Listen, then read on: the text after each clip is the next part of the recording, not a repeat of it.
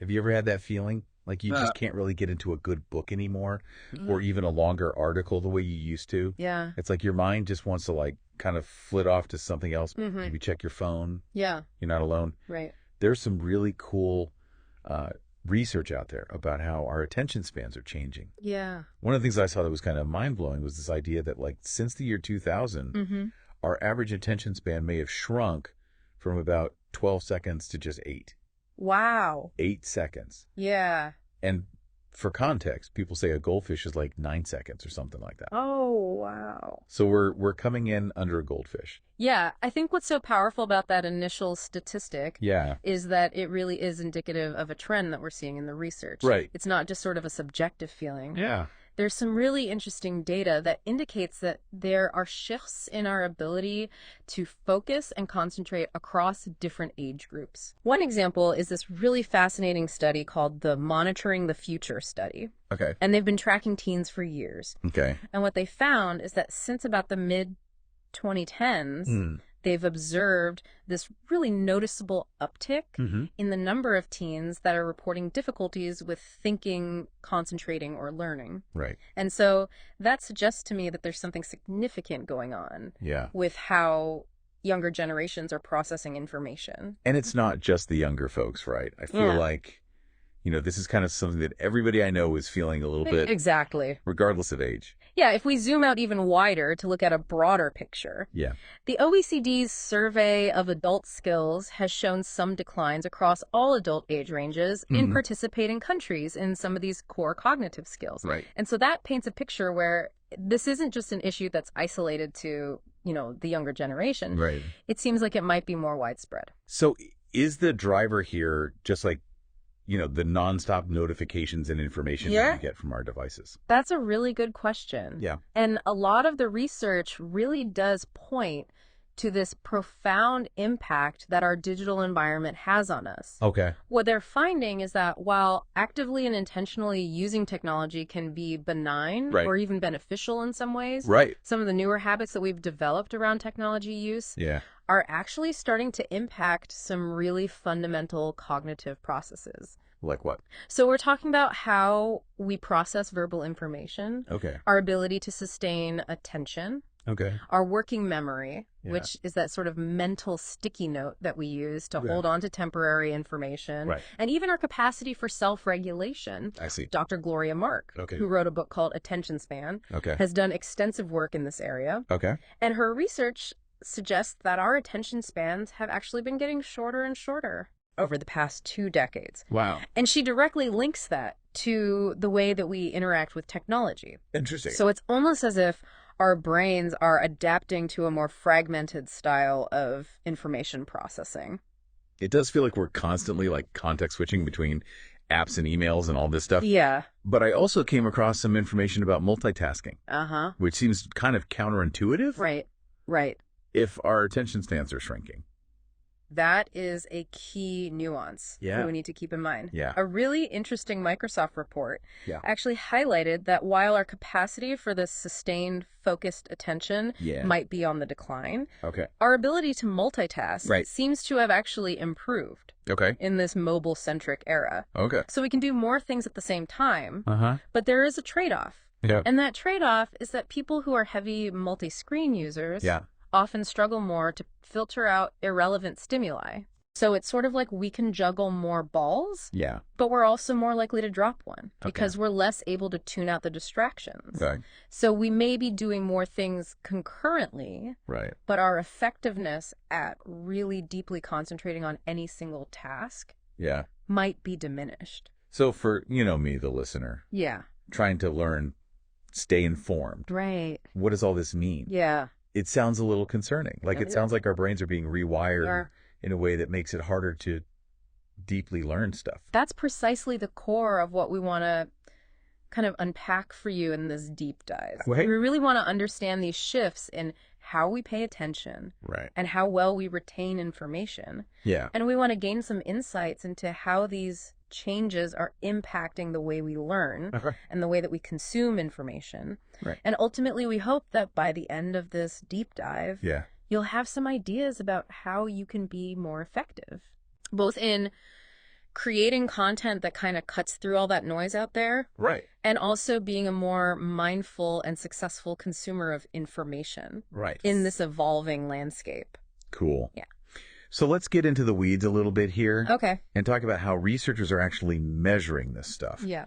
You mentioned the OECD's survey of adult skills. Yes. PIAAC. PIAC. Yes. What does this tell us? So PIAAC, or the OECD's Survey of Adult Skills, is this really insightful international assessment that looks at the proficiency of adults in key information processing skills. Okay. So there's a focus on literacy, understanding and using written text, numeracy, working with numbers and mathematical concepts, and what they call adaptive problem solving, which you can think about as your ability to figure out new problems and situations where the solution isn't immediately obvious. It's about applying your knowledge in novel contexts. And what I think is really valuable about PIAC is that it doesn't just test what people remember. It tests how they can actually apply these really foundational skills in everyday relevant situations, whether at work or in their personal lives. So while it does touch upon some background knowledge and some technical skills, the primary focus is on this practical application. So it's less about like memorizing facts. And more about like how you use information in the real world. Precisely. Okay, cool. Yeah. So how does PIAC measure these different levels of like skill and ability? Yeah, so it uses these defined proficiency scales to describe what adults can actually do at different levels in literacy, numeracy, and adaptive problem solving. Got it. And these levels relate directly to the complexity and difficulty of the tasks that are presented in the assessment. So, for example, somebody at a higher literacy proficiency level would be able to understand longer, more dense texts. They would be able to synthesize information from multiple documents. And they would be able to critically evaluate different perspectives that are presented in writing. Whereas somebody at a lower level might struggle with shorter, simpler texts or with extracting specific pieces of information. So the scale really helps us understand what people can do with these skills. Yeah. You also mentioned that they added these component skills. In the 2023 survey. What are those all about? So that's a really important development in the latest iteration of the survey. What they realized is that some people struggle with those initial locator tasks that determine which part of the main assessment they should take. So they added these component tasks for both literacy and numeracy. Got it. And these tasks are designed to assess more of those fundamental foundational skills. So we can think about them as the building blocks of literacy and numeracy. And by including these, the researchers can actually get a much better understanding of the specific skill deficits that might be hindering someone's performance on the main assessment. So it provides a more detailed picture of adult skill levels. I see. Particularly for those who are struggling with those basics. Okay, so we've been talking about these potential declines in attention. So how do you think these changes might impact, how adults do on a survey like PIAAC, which really requires you to focus and, kind of engage with all this different information? That's a really crucial connection to make. If adults are experiencing greater difficulty with maintaining attention and concentration, it could certainly affect their ability to effectively engage with that diverse range of materials that are presented in PIAC. Like what kinds of materials? So you've got continuous texts, like paragraphs of writing, non-continuous texts, like charts, graphs, and tables. And mixed formats that combine text and visuals. And then in the numeracy section, individuals have to work with text, numerical symbols, images, and structured data to solve problems. So declining attention spans could make it a lot more challenging to navigate these different formats, sustain that focus that you need to process the information and work through those assessment items, which could potentially lead to lower measured proficiency levels. So it really highlights how important these foundational cognitive skills are in effectively interacting with information in all these different forms. It's almost like our brains are being trained to just receive these like short bursts of information, which is probably not good for a, in-depth test like this. It's a different way of processing information. Yeah, for sure. And speaking of these short bursts, let's talk about social media. Which always seems to be at the center of this discussion. about our shrinking attention spans. So what's the science behind, how social media affects our focus?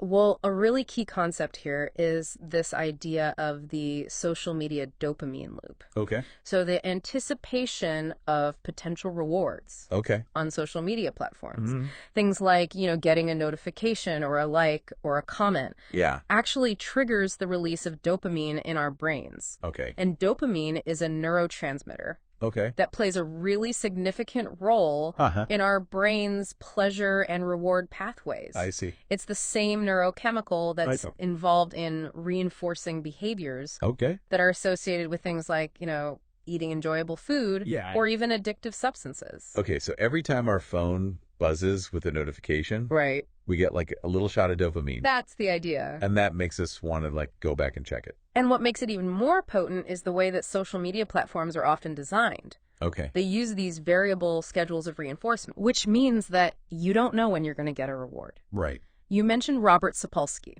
Yes. Who has this really insightful way of describing this with his idea of the magical, maybe.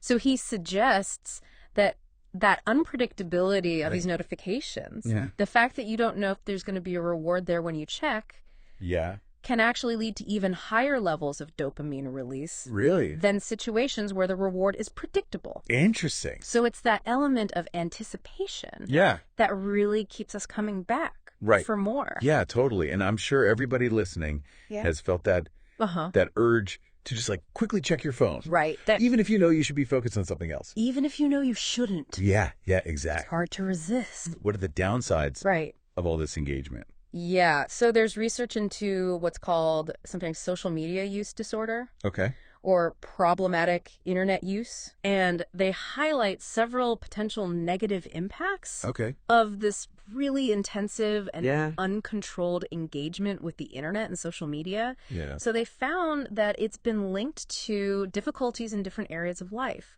like your professional productivity, social interactions, and your overall personal well-being. Right. And some studies have also found higher rates of depression, feelings of loneliness, and social isolation among people who exhibit these patterns of addictive internet use. So while those little dopamine hits might be pleasurable in the moment, there could be some longer-term consequences for our mental and social health, as well as our ability to focus on other important parts of our lives. Yeah, that's a really interesting... It's a balancing act that I think we're all trying to navigate. Yeah, for sure. So we've talked about how our attention and, our ability to retain information might be changing. How about the flip side of that? Yeah. How are researchers understanding how to make content that kind of breaks through all this noise and really resonates with people, taking into account how our brains are actually working now? Yeah. I know you've got some interesting insights about the role of our senses in all this. I do, yeah. I think this is a really fascinating area of research. Okay. And it's really important for us to understand, as we move into this new media landscape, how audiences pay attention to different types of content. Right. And I think it's particularly crucial when we're thinking about these newer forms of media. Okay. Like influencer marketing and podcasts and different social media platforms. Yeah. What's really interesting is that while these new media formats are exploding in popularity, the rigorous research on their direct impact on things like brand awareness and positive brand perception, or what's called brand lift, is still kind of in its early stages. Okay, so brand lift is just like how much more aware people become of a brand. Exactly. After they've seen some kind of content. Yeah, so brand awareness. Right. How familiar are you with the brand? Got it. And then also brand perception. Do you have a positive opinion about it?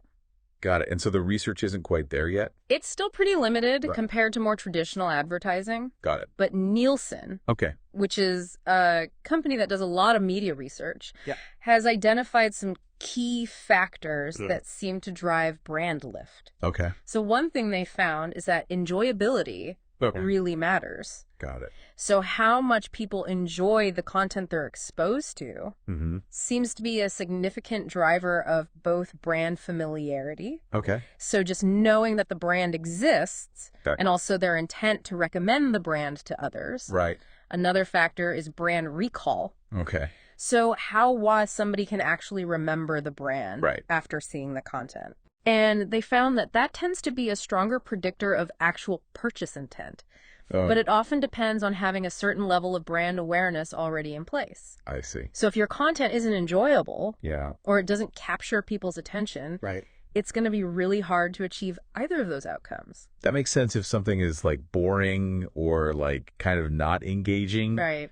You're probably not going to pay attention to it, let alone remember the brand. Exactly. So how do our senses and emotional responses play into making content more enjoyable and memorable? Yeah. How does that work? So there's some really interesting new research that's starting to explore this. Using some really innovative methods. So for example, one study used deep learning, which is a type of advanced artificial intelligence, to actually analyze the emotional responses of viewers watching video ads. Oh, wow. Yeah. So they can like see how people are feeling while they're watching an ad? To a certain extent, yes. Oh, right. So they analyzed over 30,000 real video advertisements with these emotional annotations. And they were able to train this model to detect emotions like happiness and sadness in the viewers with a surprisingly high degree of accuracy. Wow. And they actually developed a specific model called TSM that integrated both the visual data from the video and the audio data from the audio track. And what they found was that the audio actually often acts as this emotional amplifier for the emotional impact of short video clips. Interesting. So it really underscores how important it is to consider both of those sensory inputs when you're creating content, if you want to evoke specific emotional responses. Yeah, like think about how music in a film can change the way you feel about a scene. Exactly. It's huge. It's incredibly powerful. Totally. I also came across some really cool research that was talking about how the way we present quantities, like using what you call perceptual units, can influence how people perceive value. Yes. Can you unpack that a little bit? So this is a really clever area of study in consumer psychology. And it looks at how framing the amount of a product using what are called perceptual units, things that are easy for us to visualize as distinct items. So things like individual snack bags within a larger package, or the number of pieces in a box of candy. Versus using like standardized units, like ounces or grams, can actually affect how consumers subjectively assess the economic value and their willingness to pay. Interesting. So the idea is that these perceptual units tend to activate what's called experiential processing in our brains, which means that we draw on our prior sensory experiences and those mental images that we associate with those units. Got it.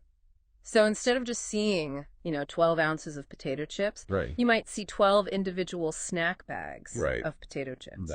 And that might actually change how you perceive the quantity and the value. Interesting. Yeah, and research has found that making those perceptual units more salient or noticeable in product descriptions, even if the total amount of product is exactly the same, can lead to an increase in the perceived unit price. Wow. And people's reported willingness to pay. That's so wild. It's really interesting. It seems like it creates a more tangible and relatable sense of the quantity. That makes sense. Yeah.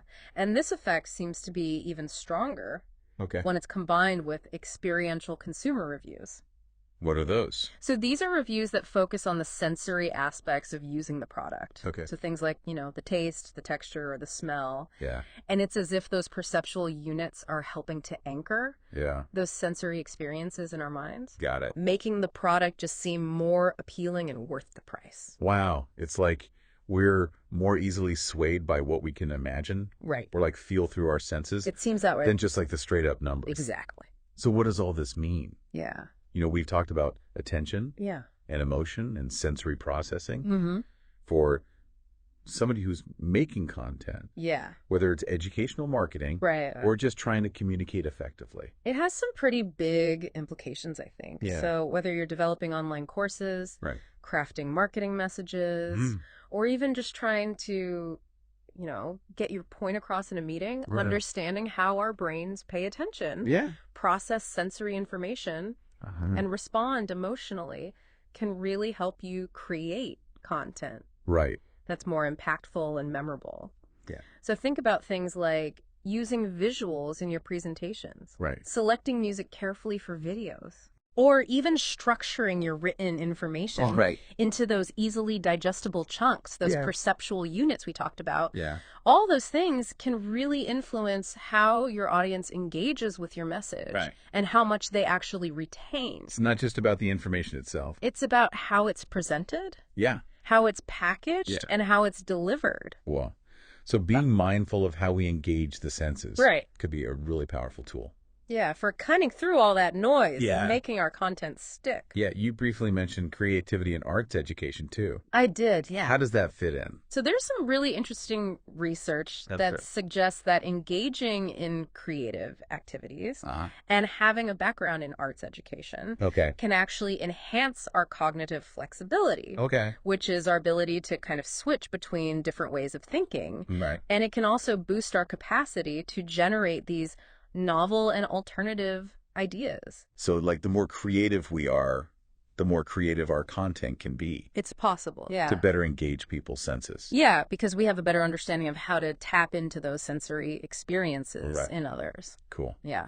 So, as we wrap up here, what are the key takeaways? So, I would say the main points to remember are... First, our attention spans are evolving in this digital age. Right. And that has implications for how we learn and process information. Right. Second, understanding how our brains process sensory input and generate emotional responses is becoming increasingly vital for creating content that really makes an impact. That makes sense. And then finally, while the landscape is changing, those fundamental principles of clear, structured communication that respect the audience's time and avoid overwhelming them remain as important as ever. Totally. So what's one final thought you want to leave us with? Okay, so given these shifts in attention and this undeniable power of sensory engagement, how can we, both as individuals and as organizations, adapt our learning and communication strategies to not just navigate, but thrive in this new environment?